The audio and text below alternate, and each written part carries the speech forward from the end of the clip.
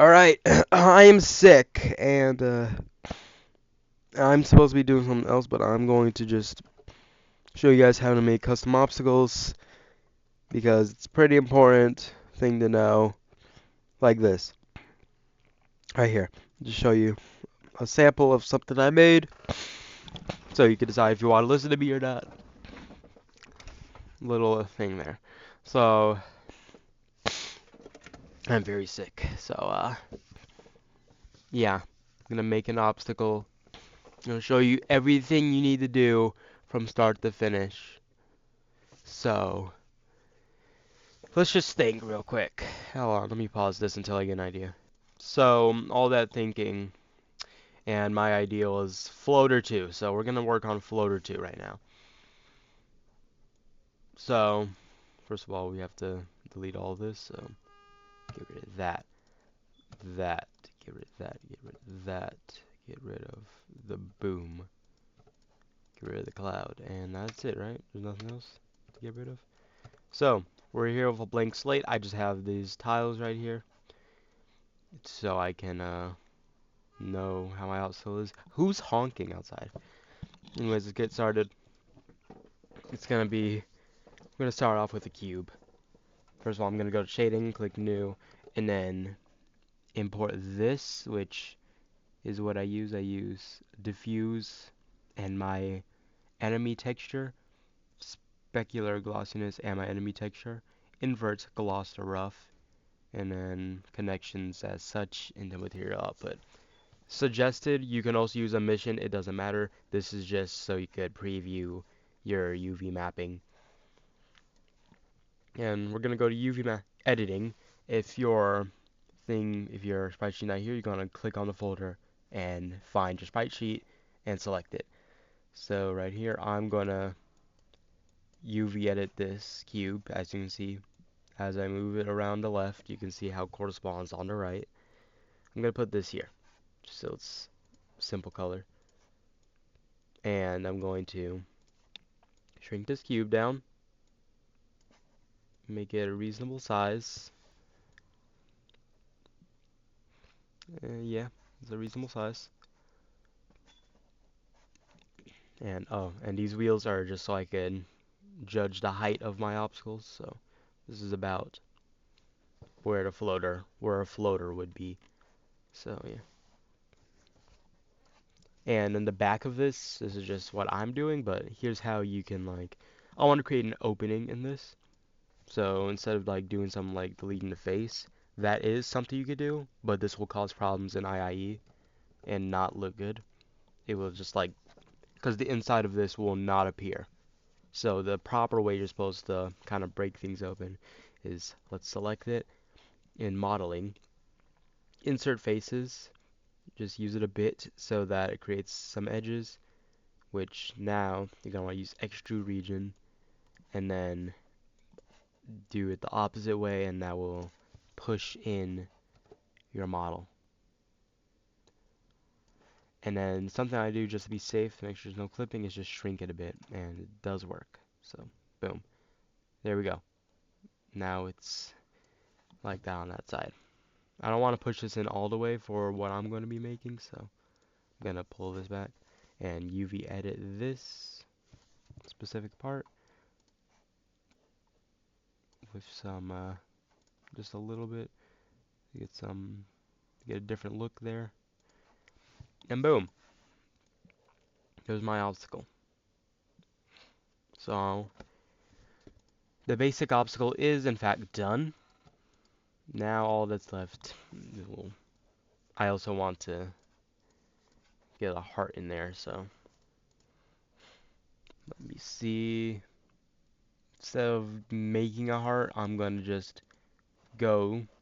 This is something I use to get like simple stuff like a heart, but that it would be more annoying to make, so don't mind my apps. Paint 3D. You're gonna want to have Paint 3D. So we're gonna open Paint 3D. It's very useful because they have tons of shapes. One thing you do, make sure canvas is transparent, 673. If you want to import something from here, like you could get this, make it 3D. not recommended. So I'm just gonna get a heart from here. I mean, it can work, but I don't think it's the greatest idea. So boom, we have a heart now. What we're gonna want to do is save as 3D model, and then I'll just save it to downloads under heart. Wait, no, why am I saving it there? I'm going to save it in my thing.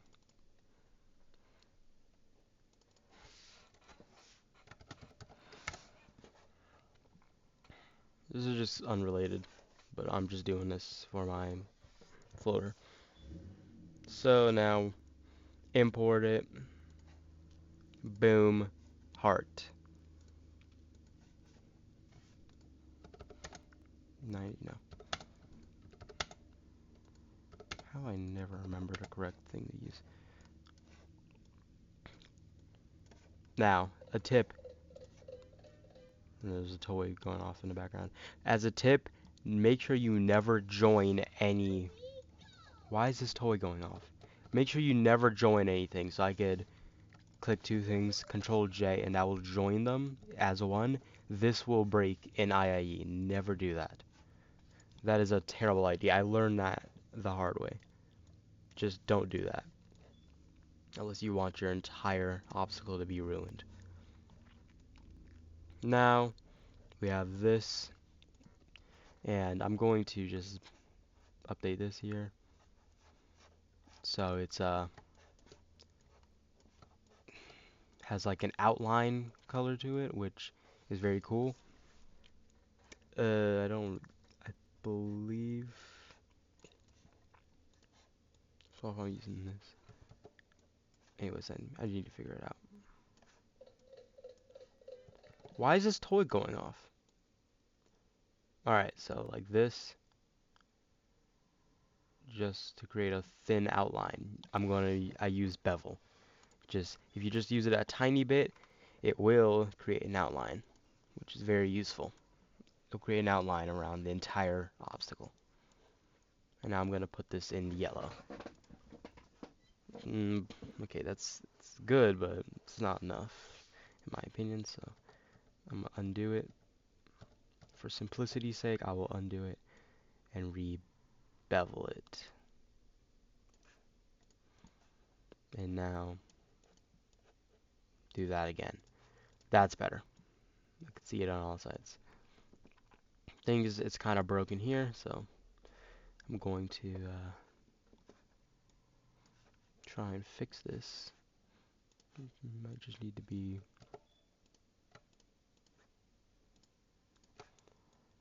Now, I did say don't remove faces. You can remove faces. I just don't suggest it for everything. It can easily screw up and ruin your obstacle. So it's just a tip that I personally would not suggest beveling. So I just need to reduce the height of this actually. Just a tiny bit. Height and width. And boom. There's something. There is in fact something. It still looks trash. I'm gonna spend some time figuring this out real quick. Alright, so I figured it out. Here it is. It looks a lot better now. So, now we're gonna get into animating your obstacle. So, I have my keyframes here. Start is at 0 and is at 100. That's just what I use. So yeah. Now, I'm going to just create one little last thing. And then I'm going to show you how to keyframe and make animations. It's pretty important if you want a very cool looking obstacle. So, I suggest you learn it. So basically, keyframing is you just set every single frame of your obstacle, and Blender will just move everything to match. So, I'm gonna press the I button up here, not down here, this will bring up something else. While having my obstacle selected, or all the parts of my obstacle selected, I will click I and click location, rotation, and scale. You can use the other ones, but this one works the best for me. So for 100, I suggest bring your obstacle. The end animation should be within 30 to 40, mostly within the 35 range. So now I'm gonna just lift my obstacle up. You can also click this button if you want to just automatic keyframe, but I don't. My mouse is acting weird, sorry. And now I will turn this a bit like that. And I'll keyframe it. You could replace keyframes by just staying on the frame and then modifying it. But make sure if you don't, let's say I move it over here, but I don't keyframe it and I don't have auto keying on, if I move to another frame, it'll snap it back. So that's another useful tip, something good to know. So I'm gonna bring it up here, just check where it's at. Let's try and get it as straight up as possible. Nice. And now, boom. And the tip that I have is, why is my mouse acting weird? I'm gonna need to plug my mouse in. A tip that I have, if you want like smooth animations, like cool looking smoothness. My mouse is being really annoying right now. If I want to like quickly go to this, but still like fade into it, I'll select frame 18 and keyframe that. Then move the keyframe at 18. Sorry, not both. Just this one frame down to like 14. And now, look at that. It's better over longer periods of time, so. And yeah, so boom. Now I'm going to spin it around.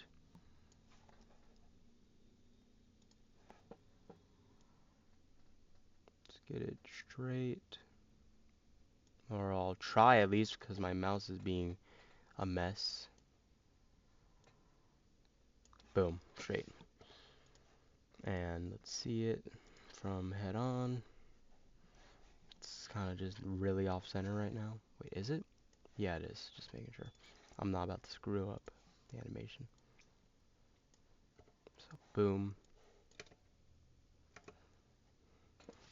In fact, I'll just start moving this back so I have more time to work with. And I will finally select the heart. Just so it has a cool little animation. It's going to spin. My mouse is acting up. So yeah. Maybe even try and work on this same obstacle with me so you could test it out. And if it looks the same as mine, probably minus the enemy texture, but yeah. There's so much random stuff happening right now that it's getting on my nerves. I'll just spin the heart up here. Oh my god, my mouse. And then do that.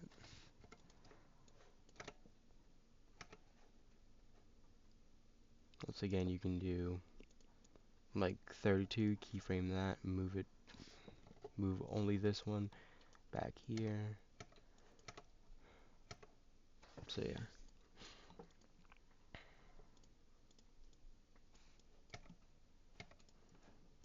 Also do that. Now, let's see how our animation looks. Click on the camera. Well, for me, I'm going to. That looks good. So now I have an obstacle, just a very simple looking obstacle. And also I'm going to select the heart, and so I can create an outline for this too. I'm going to just do something like that.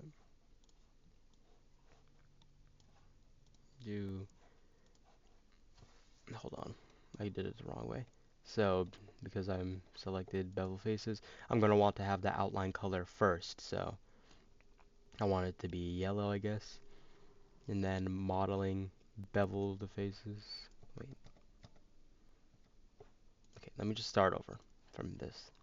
Make it yellow, and then bevel the faces. So I go to this now. The outline is yellow, as you see. Select the whole heart again. Change the outline color once more if I need to. See if I maybe want it to be black outline instead. Boom. Only issue of this example is that this heart don't look that good when you do that. But that looks acceptable. You're going to be speeding past this. As long as it doesn't look terrible, it's not going to be noticeable enough to look bad, I guess. So boom. This is my obstacle. Now that we have our animation, we've set the colors properly, how we want it to appear in game. We're gonna want to export it as an FBX floater. I'm gonna name this floater 2. And operator presets, well, you're not gonna have this, but I have an operator preset for this. And this is the settings for it. So you're gonna wanna put these settings and then click the plus so that you can save it to your operator presets. Limit to selected objects. Make sure you have all your objects selected while you're exporting it. Object types, mesh, and then me personally, X forward, Z up, scale 1, apply unit, use space transform.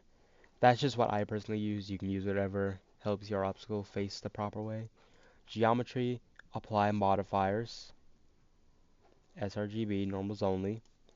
Amateur, add leaf bones, and none of this is really important. Bake animation, key all bones, and force our end key. Or you could also have all these off, I believe, but I just have these on. This works for me. So once you have these settings in, export FBX. And one more thing, you're going to need an icon, so let me just Control S an icon real quick. Boom. Simple icon. Alright, floater. Icon 2. Alright, boom. So I'm working on this level. Well, a few people are working on this level. So I'm going to import it here. Let's just go all the way to start a level. And I'll import it somewhere. So I already have custom obstacles. You're going to want to press the plus button to create a new obstacle. But first, you're going to want to make sure it's using a new ID. So I'm going to have to count all the pre-existing obstacles in my level already. So 4, 8, 12, 15, 16, 17. So that means this new obstacles have to use 18. Model path. Now you're going to want to go to where you saved your obstacle and select it and load it. Now you're not going to see it here because you need to change the model scale. 111, and my obstacle appears. 90, negative 90. This isn't guaranteed to work for everyone, but this is what works for me, so I use it. You're going to have to probably play with this yourself to find what helps your obstacle work. Now you're going to want to go to the place where you save your icon for your obstacle, and you're going to put that there too. Now, stuff like collision blocks, I don't know how to use these. It doesn't matter if you know how to use these or not. They're not that important. Custom event, also not that important. Animation, start animation. I use 5, 1, 0 in this order. 5, 0, 1 in that order. Focal frame 100. Path, root in all uppercase. Now I'm going to export this. You don't have to export your thing. That's just what I'm doing. Floater heart.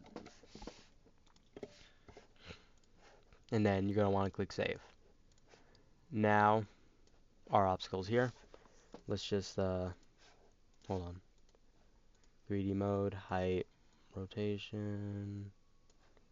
Now, we can go to our obstacle, and boom. There it is in the flesh, in the level. I'm going to replace these two things right here with my new heart obstacle. It's not exactly working right there, but yeah, it did place it. So, you might be asking, how will I add the hitboxes to it so that it's an actual obstacle? Let's put the thing right here. So, you're gonna need to have 2 layers to do it this way. Otherwise, you can just use the collision block thing in the actual uh, obstacle creator, but this is how I use it. Have 2 layers that I can toggle through the layer button. I'm going to double click this and select an invisible block, and wherever my hitbox is going to be, I'm going to mirror that in the second layer. See where that eye is at? I'm going to put my obstacle on this eye, and then in the same spot in the main layer, the layer 0, I'm for a floater, like let's just look. This is for 1 tile obstacle, this is for 2 tile obstacle, 3 tile obstacle, then 1 up is floating 1, and this is typical floater right here. So this is how it's gonna look in level. Let's just start at 0 and do this.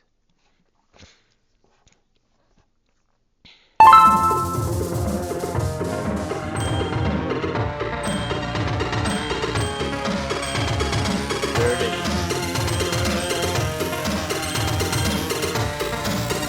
As you see, I got hit by it. My shield went away. All thanks to these hitboxes. See how they work. So that's basically all you need to know about making an obstacle, how to place meshes, how to UV map them, how to add the texture, or how to visualize the texture, how to import them. That's basically it. Thank you for watching, and I hope to see you create some epic levels using custom obstacles this way.